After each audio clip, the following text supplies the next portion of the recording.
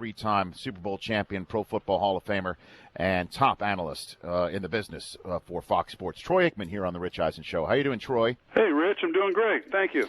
Yeah, thanks for being here, and thanks for doing. I mean, we did that rehearsal yesterday. It was quite some time. I mean, but I don't know how much rehearsing you do with Joe Buck for your games. No, but, we don't do near that much. No, I know we did all that, but I'd love to delve in a little bit of the stuff that you said during that mock session that I'm sure you're going to repeat on Thursday night as well.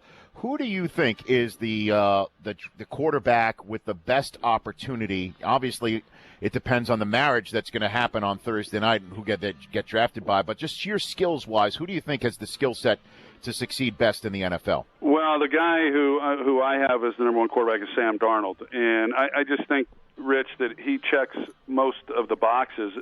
I will tell you, though, with that being said, that in talking with a former general manager that I think a lot of, in his belief, a franchise quarterback, if you view one as a franchise quarterback, then that quarterback cannot have any minuses.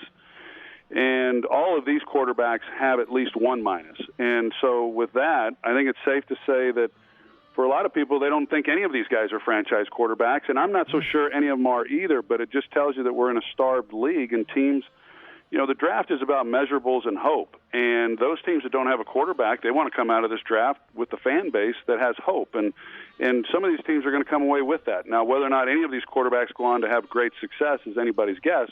History would say that half of them are not going to be very good. But I think Sam Darnold, when you look at the safest pick, and I don't always think the safest pick is the right pick, but if I were Cleveland, I think Sam Darnold is the guy based on their history that they should go after. So, I mean, how is it possible? And I fully admittedly ask you this question, Troy, as somebody who's been talking about this draft pretty much every day for months. And by months, I also mean last year when we were talking at the draft last year in Philadelphia that this year would be the year in which there would be tons of franchise quarterbacks available. How is it possible that we're now here and that there would be some talent evaluators, including yourself, that think that there might not be any franchise quarterbacks in this year? Well, Rich, every year there is a best quarterback in the draft, and so every year, but that doesn't mean that there's a franchise quarterback. But that's easy for me as I sit here in my chair in my office and say that. But if you're a general manager and you don't have a quarterback, it's hard to pass up on a guy who is the best or who you think is the best. In this case, there's more than just one particular guy. But we've seen over the years, I don't want to name names, but we've seen guys who have gone early in the draft or at least have been first-round picks. And once they get into the NFL, you're left kind of scratching your head. You're saying, really, what was it that they liked? And again, I wish all these guys the best of luck. I hope they all go on and have Hall of Fame careers. I know how hard the position is, but the history would say that that's not going to be the case. And I don't want to say that people last year overvalued these guys. I think Sam Darnold, for instance, was a guy who had come off a really great freshman year, redshirt freshman year, and then wasn't quite as good this past year. So all of a sudden, people start putting holes in it, and some of the others, I think they have their own reasons as to why maybe they wouldn't be projected quite as high if they were in a different draft. I do know, this draft, because of sheer numbers, has been compared to a lesser extent to the draft class of '83. And, of course, we have hindsight now and know what a lot of those guys did. But I don't think there were any negatives when people looked at John Elway and thought whether or not he was going to be a great player. Well, there were 3 first-ballot Hall of Famers in that draft. That's right. When it all shook out. Troy Aikman here on the Rich Eisen Show, first-ballot Hall of Famer in his own right out of UCLA. So what is your relationship with Josh Rosen? It's good. I had an opportunity to get to know him after his freshman year there at UCLA. I watched him throw that same summer. I came away watching him, Rich, and I said, this guy's as natural of a guy throwing the football as anyone I've been around. And that hasn't changed, in my opinion. I think he's terrific. I think durability is a concern. I think when you have more of the concussions, you had the shoulder injury, but when you've had head injuries in college coming into the NFL, where the hits, I can tell you, are a lot tougher, that is a concern, but also along with that is he coachable? And I think if you eliminated those things, and maybe durability being the biggest one if you're able to eliminate, I think he's hands down the best passer in this league. And for those that would say, well, he's not real mobile, well, Peyton Manning wasn't real mobile either. And my guess is if Peyton Manning were in this draft, he'd still go number one. And I think just on pure ability to throw the football and most pro-ready, I think Rosen's the best in the bunch. And you obviously have some Oklahoma roots as well before UCLA. Yeah. What's your sense on Baker Mayfield and I his like ability? him a lot. I will say that watching him in college, I got real worn out just every time the camera was on him, that he was talking or yelling at some opponent or whatever it was. And then I really studied him on tape, and the guy can really play. He's the most productive of the group. He's accurate with the football. He's got plenty of arm strength. And I believe that he is, I think he has the skills that translate to the NFL.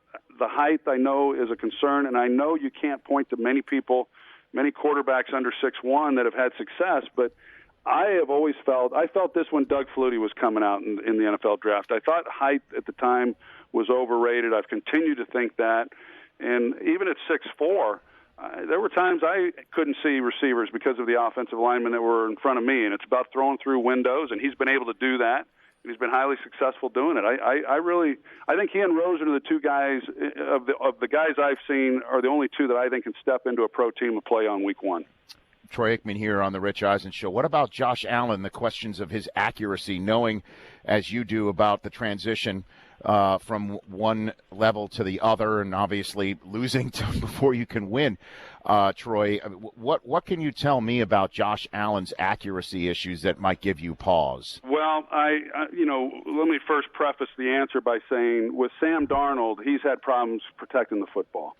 And I believe that with tough coaching and good coaching, you can coach a lot of that out of a quarterback. I believe when it comes to accuracy, yeah, I know they've worked on tightening up his throwing motion and his stride and some of the things, his mechanics, and some of the things that maybe lead to some inaccuracies. But in my experience in watching quarterbacks, you can either put the ball where you want to put it or you can't. And some of the throws that he missed, some of them were intermediate throws, I would say that he didn't have very good protection and he didn't have really good receivers. So sometimes it's on the receiver not being where he's supposed to be or not making the catch. I saw a number of drops. But when you start missing little flare throws and flat routes and swing routes and checkdowns, when you're airmailing those guys on those throws, that's when I really became alerted. And I don't know that will change. He's been a 56% passer throughout his career, and I don't envision that being a whole lot different at the next level. All right, before I let you go, Troy, because I know you've got an event here in the Metroplex area and then more studying and prep for tomorrow night. Why do you think Dez Bryant finally got some walk-in papers from Jerry Jones? Can you break that down for me? It's a really good question. I know for the longest time, whenever someone questioned something about Dez, the answer, out of Valley Ranch and from the Cowboys was that, hey, no, he's misunderstood. He's very passionate. And then to not even offer him a pay cut, which is something originally I was told he would not take. Then I've learned that he would have been willing to listen, and yet they didn't even offer that. And now they've already come out and said that they have no interest in re-signing him. So I think, sometimes there's a lot that happens behind closed doors that we're not always knowledgeable about. And it just kind of sounds like he had finally kind of worn out his welcome, and with whatever the lack of a connection was between he and Dak Prescott, the lack of production, certainly in what they were paying him, they couldn't bring him back at the number that he was getting paid. But to not even allow him an opportunity to take a pay cut or the possibility of re-signing him, I think it just says that this goes way beyond, what he has done or what he's capable of doing on the football field. What do you mean by Garrett guys, though? I mean, that was the one thing that gave me pause when I heard what he said to Jane Slater on the NFL Network, that Garrett guys. Well, I will say there's always, I don't know to answer that. I know Jason Garrett is a friend of mine. I have not spoken to him since Dez was released. I'm not exactly sure, what that means, although I do know that having been in locker rooms, there are players that are perceived as, like there's teachers' pets or whatever. There are players who are perceived as, hey, they'll beat the drum for this coach or this coach. They're all in on this particular coach. To be honest with you, in my conversations with Dez Bryant and certainly my conversations with Jason Garrett over the years, I would have guessed that Dez Bryant was a Garrett guy. So, when he made those comments, I was a little surprised by that. I think a lot of people were. I know Jason Witten was offended by that. I think that locker room I think it's been a very close-knit group, and they were all very protective of Dez over the years, and I think they were all a little stunned, and I don't want to say they're hurt. They're big boys, but I don't think they liked the way that he walked out and maybe threw some of them under the bus.